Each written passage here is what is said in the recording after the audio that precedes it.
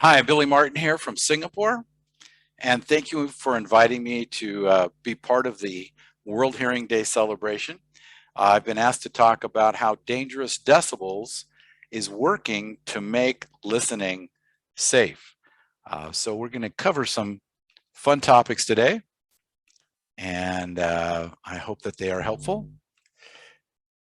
So the concepts for today, we're going to talk about noise-induced hearing loss in kids, noise exposures for kids, hearing loss prevention with dangerous decibels educator training, and other dangerous decibels resources. So let's begin.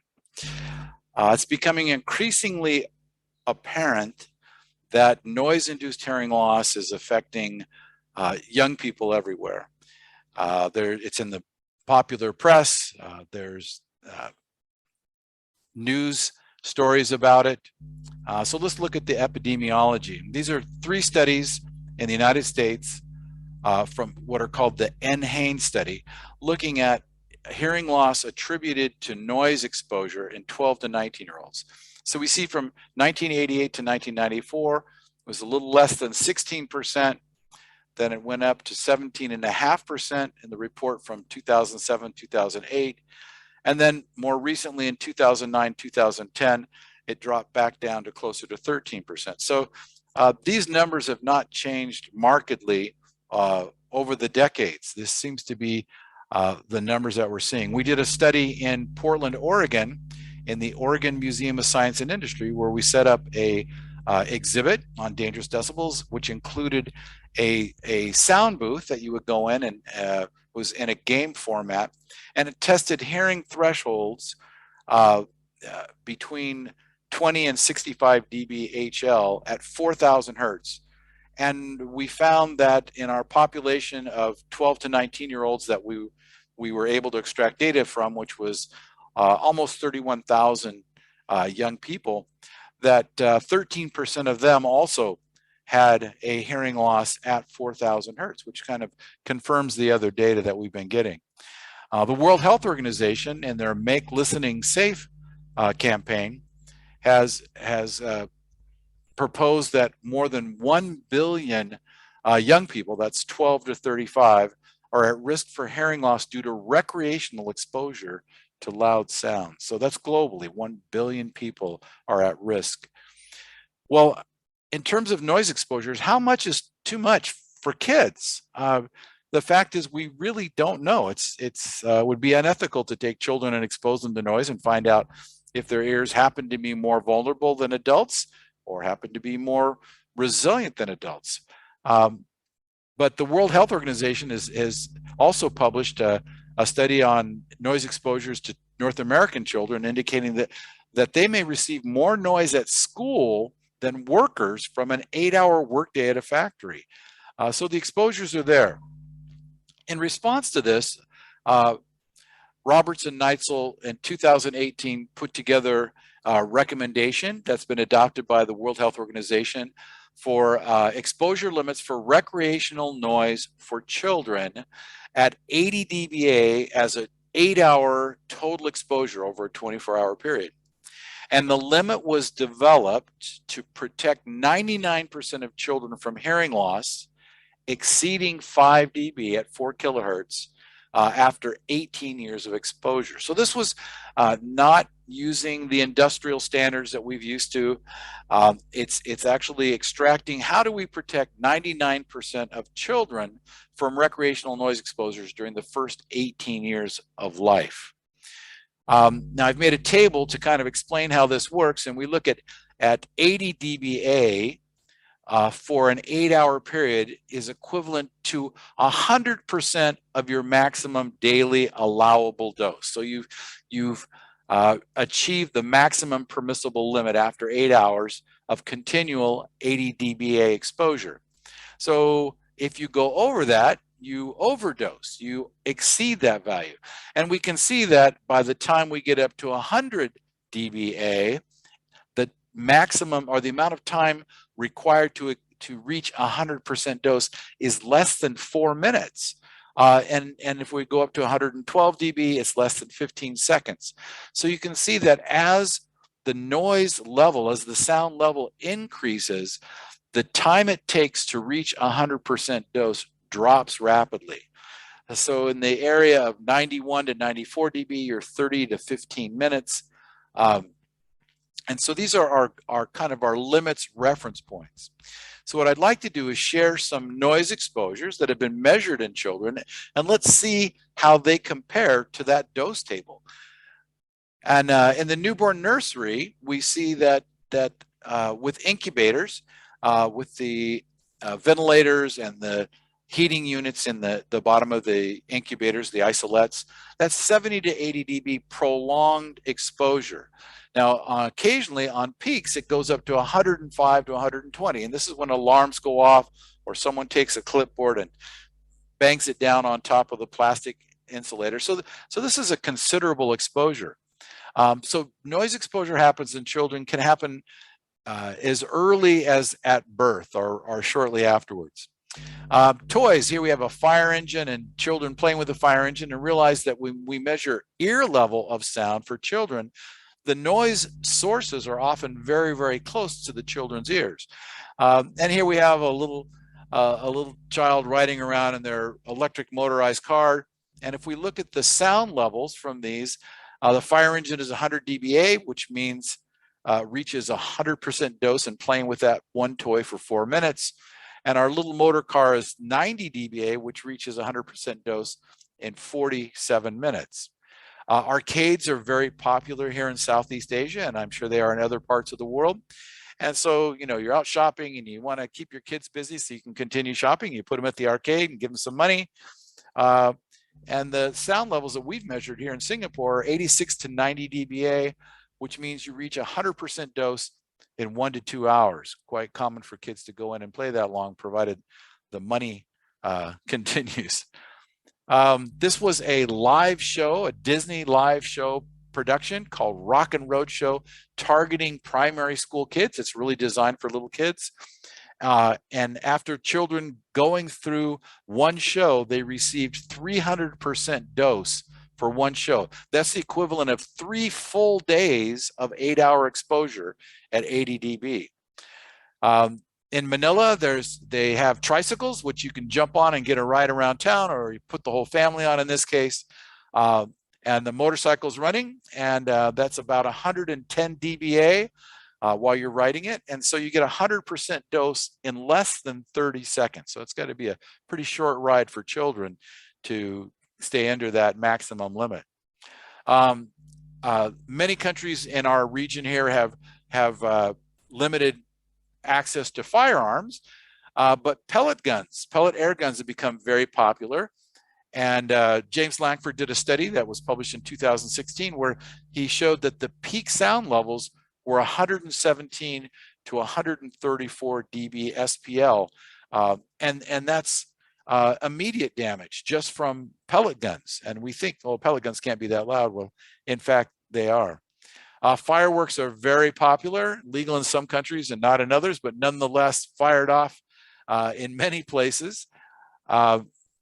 And we find that firecrackers and fireworks can be 126 to 156 dB peak sound pressure level when you're 8 meters away. So that's not even standing right next to it. And typically they can exceed 141 dB peak SPL. So those would cause immediate damage to the structures of the inner ear.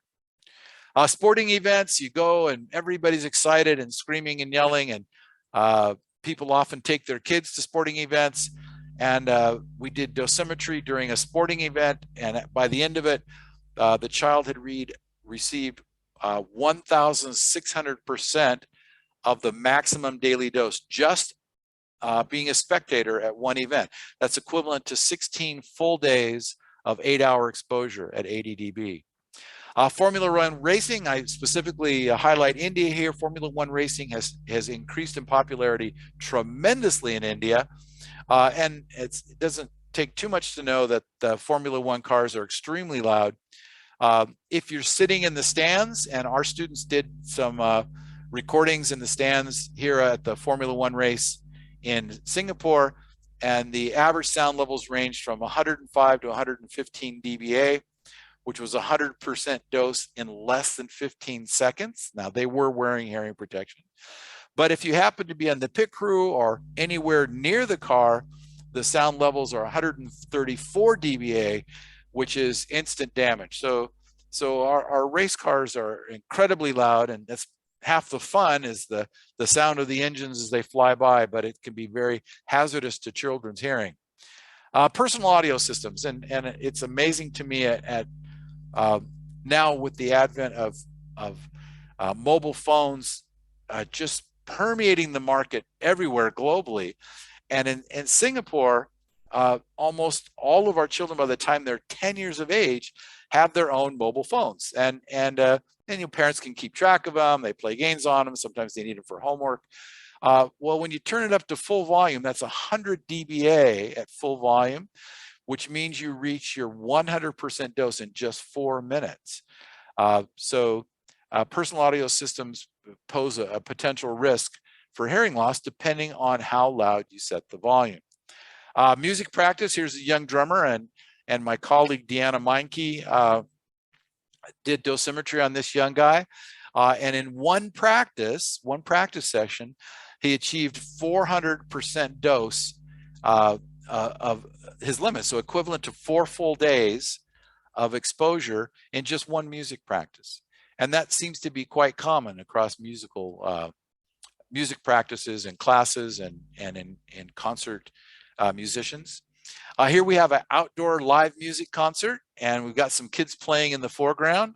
Again, Deanna did the sound measures, and these children received over 2,000% dose just being exposed to one set of music with no hearing protection. That's 20 days exposure just from one session of this concert.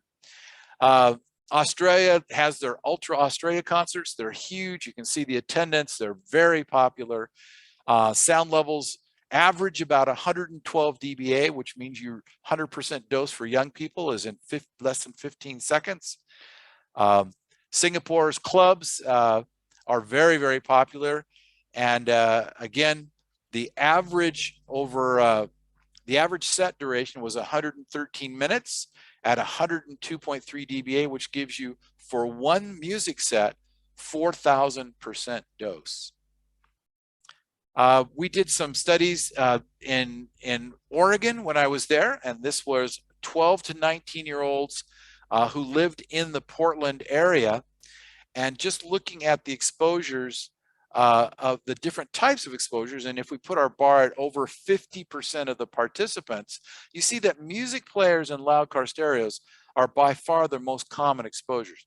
There were other exposures, gas lawnmowers, gunfire, motorcycles, monster truck show, playing in a band, car race, concerts that were somewhat less, but still there. Now, when we did the same study, but we took it out into rural Oregon, into the country, the numbers changed dramatically. All of a sudden, our 50% line, we've got 1, 2, 3, 4, 5, 6, 7 different types of exposures that over 50% of our population self-reported exposure to.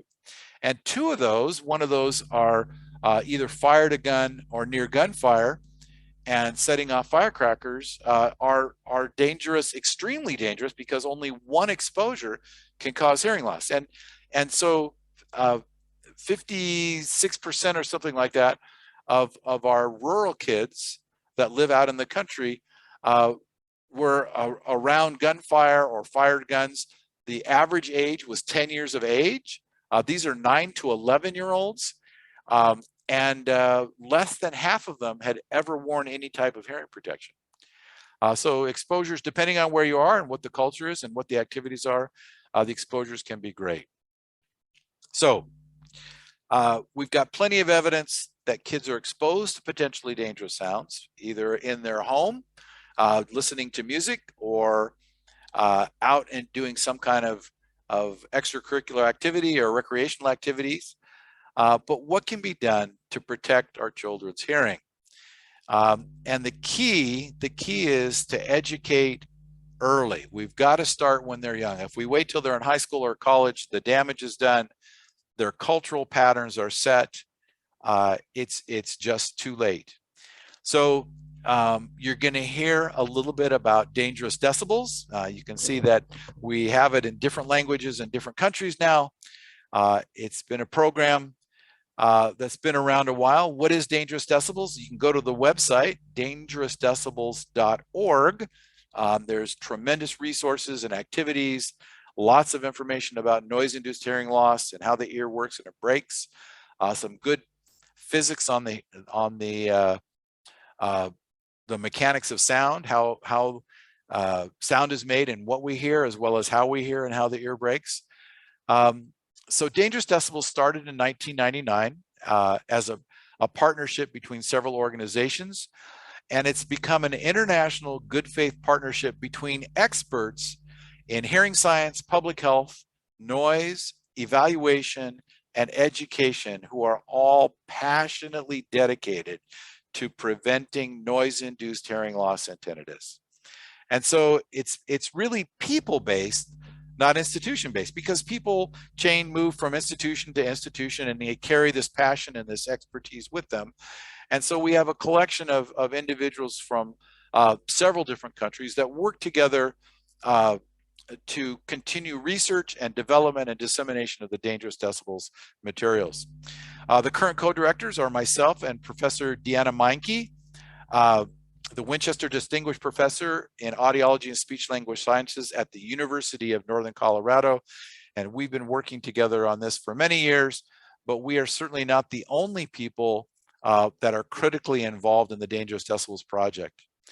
It is an evidence-based program. That means we've done studies, we've done research in 7 different countries. There's publications showing that it is effective and it reduces the incidence of noise-induced hearing loss and tinnitus. That is the purpose. And how do we do that? By changing knowledge, attitudes, beliefs, and behaviors. And so our research is really focused on changing these outcomes: knowledge, attitudes, beliefs, and behaviors. We have outcomes studies in Brazil, Malaysia, New Zealand, the United States, Singapore, and China that I can just think of off the top of my head, all showing significant prolonged changes in these different 4 components over time. There were hundreds of different people that contributed to the Dangerous Decibels resources and materials from a wide variety of backgrounds. So any role that I played was relatively minor compared to these incredible people that helped develop it and put it together from all these different disciplines. There are 3 key educational messages that I guess permeate every activity or concept or resource that Dangerous Decibels has produced and disseminates. And the 3 are, number 1, what are sources of dangerous sounds? We want people to be able to intuitively recognize when they're in a situation and their ears are in danger. So you may not always have a sound level meter or a chart on the wall, but through the training and the course and the examples we use, we kind of build into the individuals who take the course, who go through the program, an intuitive perception, an intuitive understanding. Yeah, I'm in this situation and I really have a feeling that my ears are in danger. The second thing is we want them to know what are the consequences of exposure to dangerous sounds. If I choose to stay in this environment, what is it going to be like to have hearing loss? How is that going to affect my enjoyment of music, my conversation with my friends, my ability to communicate? What's it like to have tinnitus, to have ringing in the ears? How disruptive is that going to be to my life? So we want them to know what the consequences are. And probably most importantly, how do I protect myself from dangerous sounds? We want them to understand 3 very simple interventions that anybody can do at any time that are situationally dependent, that they can protect their ears from getting hearing loss and tinnitus. Now, I found this advertisement in the Singapore public trains, the MRT, And I loved it. It says, I understand learning is more fun when it's messy. And isn't that true? I mean, children learn by touching things and throwing things and jumping on them and bending them and smelling them and tasting them. Um, that's how we learn. And so every aspect of Dangerous Decibels is interactive and hands-on. We use inquiry-based learning. That means if I tell you something, you're going to forget. If I show you something, you might remember it. But if I involve you, I engage you, you're part of the learning process, you're going to understand. And so that's the foundational educational philosophy that is built under Dangerous Decibels. The program itself is a 50-minute long program during which there are 8 modules, highly interactive. We limit the group size to 30 participants because if we go more than 30, we find that we can't get everybody physically involved in the activities. It's too many people, too hard to control, and the effectiveness drops off precipitously as you go over that number. You can go less than 30, but more than 30, it becomes less effective. It's low tech. It's simple. You don't need fancy computers. It's very, very low tech. Here you see a blender in the foreground. It's very portable. You can put everything to do a program and a little travel suitcase, all of the materials, everything you need. And the consumables are very low cost. So we've tried to make it as user-friendly as possible. This is an example of classifying safe and dangerous sounds. So we've got kids up in the front. Again, it's hands-on. This is measuring sound pressure at different distances. So we teach them that by moving away from a sound, the sound can go from a dangerous level where he's close to the blender to a safe level just by moving, and that every time you double the distance, you cut the sound pressure in half. Here they're actually modeling hair bundles from hair cells, and we walk them through a story, and they see how loud sounds in the model can permanently damage the hair bundles and destroy the hair cells, which causes permanent hearing loss. And we also show that type of hearing loss is irreversible. And you can see that they're having a good time. It gets a little wild, but it's probably the most powerful illustration that was developed by our partners, the Oregon Museum of Science and Industry, to really show people what is going on inside their ears when they get exposed to high sound levels. And it really has a lasting impression. Here they're learning how to use hearing protection. And so we found that in children that foam earplugs do not work. Do not give primary school children foam earplugs. They won't get them in properly. They won't fit properly. They won't be effective. We use preformed silicone or rubber earplugs, and we teach them how to do it because we want them to have self-efficacy. In order to practice a health behavior, you've got to be confident that you can do it properly. Our health communication brothers and sisters teach us that. And so every aspect of Dangerous Decibels is built on health communication science. And so here we see them, we've teaching them how to put their earplugs in, we teach them how to check each other, and they take tremendous pride and confidence in their earplugs and how to use them. We've translated the program into, and the materials into 6 languages so far. Malay can double in Indonesia, so maybe it's 7. And we have an extremely rigorous protocol for doing our translation of the materials. But this is what we have so far. And one of the things that we also do is we do Dangerous Decibels Educator training workshops. So people say, well, this is great. Come to my school and deliver it. Well, we can't be everywhere, but we can train you to deliver it. And so historically, we've held a 2-day intensive hands-on workshop where our participants come and we really give them a chance to learn all the science of, we cover what do we hear, how do our ears break, how to protect ourselves, how to deliver the program. The workshop provides all the materials and graphics, the references, the instrumentation needed to deliver the program. So you can literally go home the next day and you've got everything to teach the program or to deliver it in your school.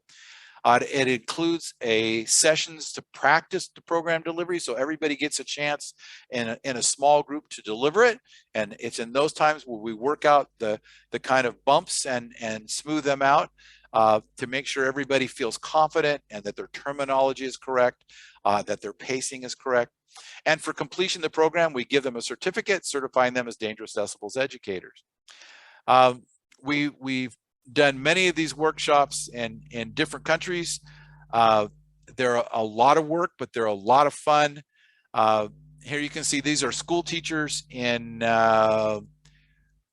Colorado being trained, and school teachers love the training because it takes all of the concepts of hands-on interactive that they learned about in school but never get to do, and it gives them the tools and the experience to go right back in and deliver the program.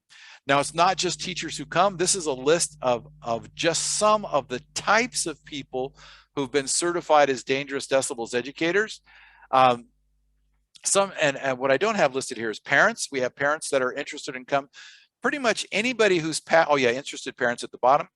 Pretty much anybody who's interested from second year of high school on, if they have kind of the maturity to manage a class, comes and they do very well.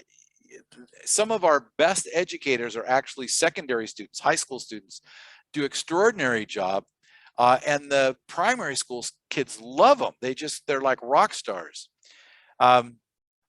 We found these 4 guys at a workshop we did in New Zealand. Now, remember, we started off and we were training people to go into primary schools and deliver the program. And our target audience was kind of around 10 years of age.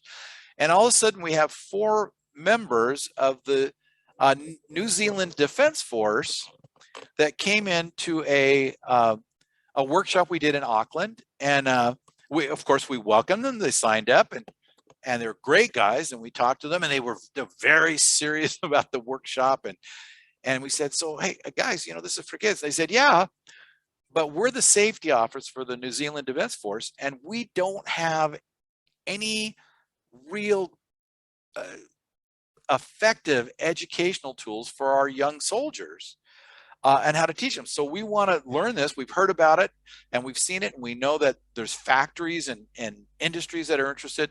So we want to learn it, and we're going to give it a try in the military. And we said, well, great, this is exciting. Let's see what happens. So a short time later, that was November of 2011, by March 5th, the next year, they started training the military.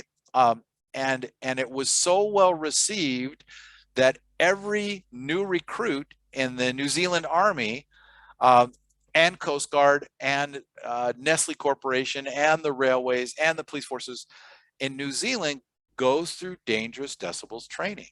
And in fact, in 2015, the New Zealand Defense Force has their annual safety awards, and Peter Parker, and he's not Spider-Man, he's really Peter Parker.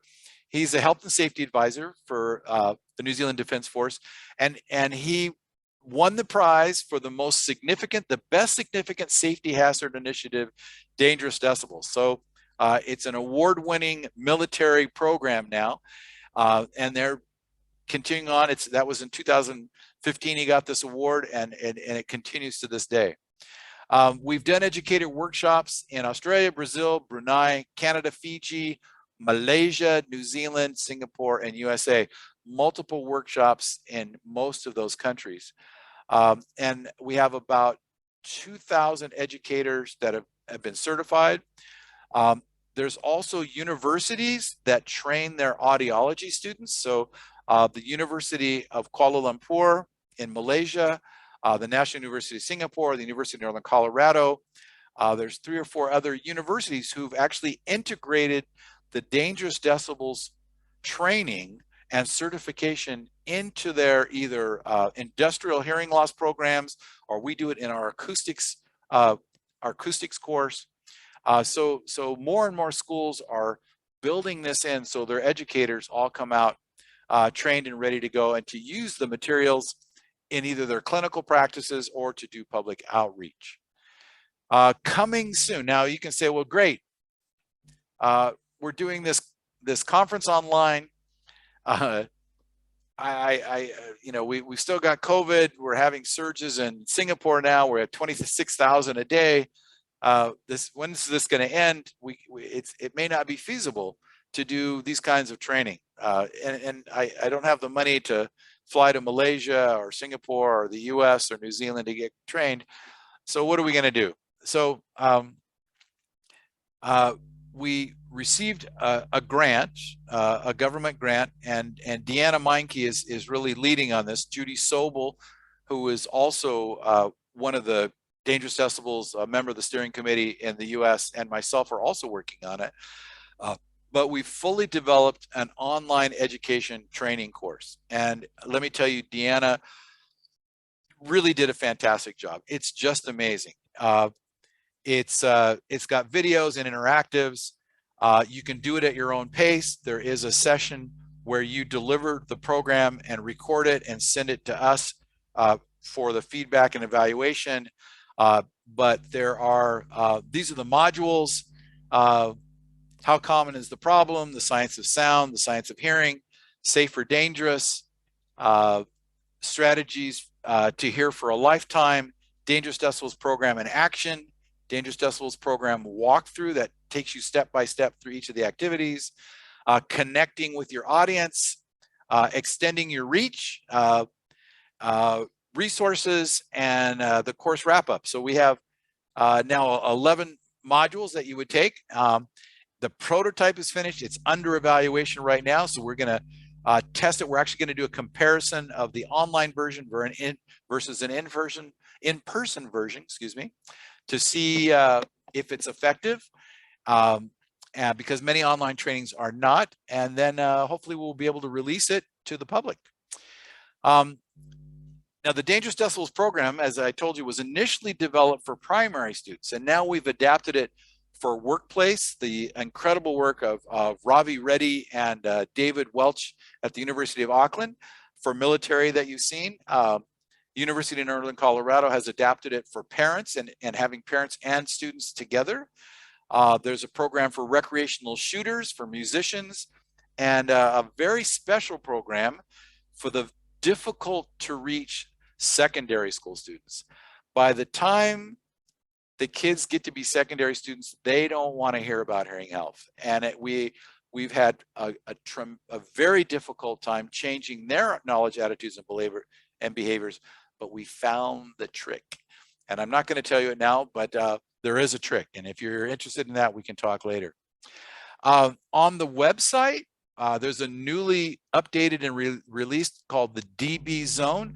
These are interactive activities that, again, are initially designed for primary school students, but they're great. They're fun. There's stuff that you can do with your kids. There's stuff that you can share, and they all communicate the Dangerous Decibels educational messages. What are sources of dangerous sounds?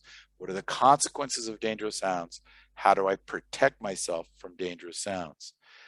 I'd like you to meet Jenna on the right and Jolene on the left. Jenna happens to be my oldest daughter, and she's a wonderful child. For a summer project, she wanted to develop an instrument, a tool that she could use to take to her peer community, and this is when she was at Boston University, to help educate them about their listening levels to their phones and personal music players. So she spent a summer working with the Center for Research on Environmental Toxicology at the Oregon Health and Science University and developed Jolene. And this is Jolene. And Jolene is a mannequin.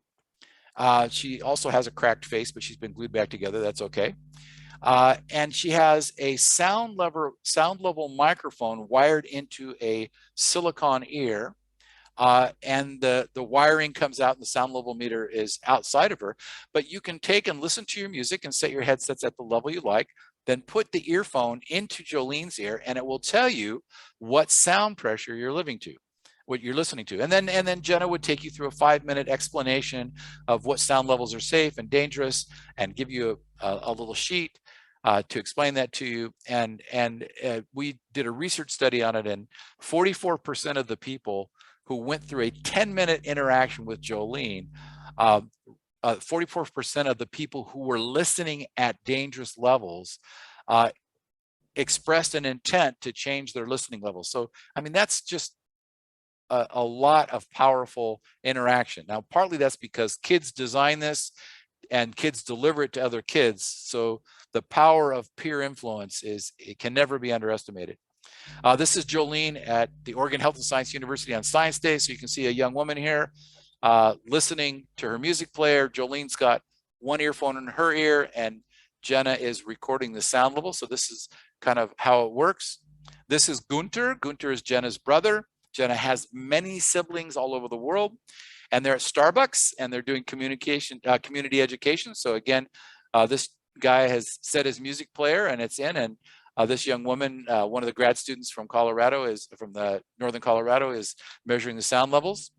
This is Duda. Duda is Jolene's sister in Brazil. She's very tall, very, very attractive, very like a model, supermodel. And she's part of the annual Caminhada do Silencio, walk for silence for hearing health awareness. And here she's on her skateboard, and she is also mounted with a sound level meter and goes around, and people are just attracted to her and curious, and they come up.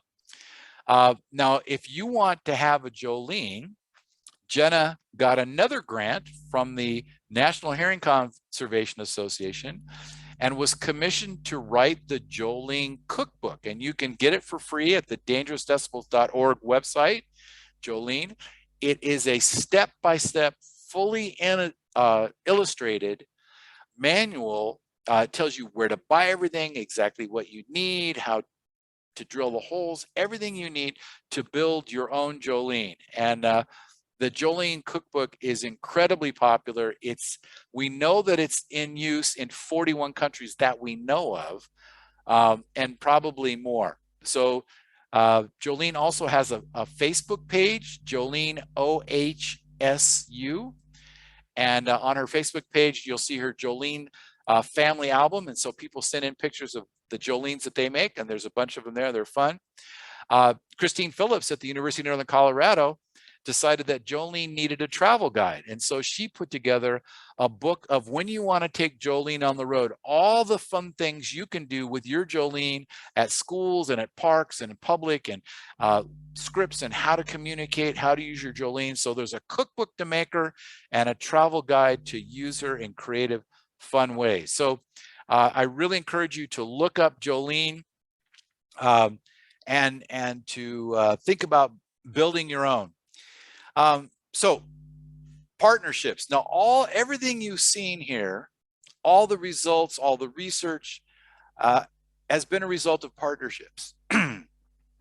Partnerships are absolutely necessary. They're important because people get together, they share knowledge, they share their skills, their resources, and probably most importantly, their fundraising opportunities. I'm going to give you a hint. If you want to get a grant for anything, partner with 2 or 3 other organizations that have complementary skill sets or complementary knowledge sets. Funders love to do that because they get credit for giving the grant to 3 different organizations, and they know that nobody can do it on their own nowadays. So partnerships are very, very important, and these are key components. Partnerships are also challenging because you're bringing together different cultures, and I don't mean like Brazil versus Scotland culture. I mean work cultures. When we were working with the Oregon Museum of Science Industry, the exhibit builders and designers work very differently than the museum educators, who work very differently than us, the hearing science. So you've got to learn the language, you've got to learn terminology, you have different work modalities. Researchers want to do pilot studies and prototypes. Exhibit builders set a deadline. It's going to be done by then no matter what. So you've got to get used to that. Different approaches to problem solving. And when you have partner institutions, you're also going to run into different institutional priorities. So one priority, one institution may want publications, the other one may want to make profit, the other one may want to just do good PR. And you've got to work all these things together. So all the good parts of partnership are there, and they're real, and they're very important, but the challenges are there too. The key is that partnerships work. They absolutely work. And I think Dangerous Decibels, 23 years later, is still thriving and growing. The World Health Organization has asked us to consider partnering with them to make Dangerous Decibels their global educational tool for noise-induced hearing loss prevention. It works. I encourage you to email me if you have questions, to go to the Dangerous Decibels website and to explore the DB zone and pick up your copy of the Jolene cookbook and travel guide. And there's other resources there. I wish you all a very happy and healthy World Hearing Day. Thank you so much for letting me participate. And get out there and save somebody's hearing.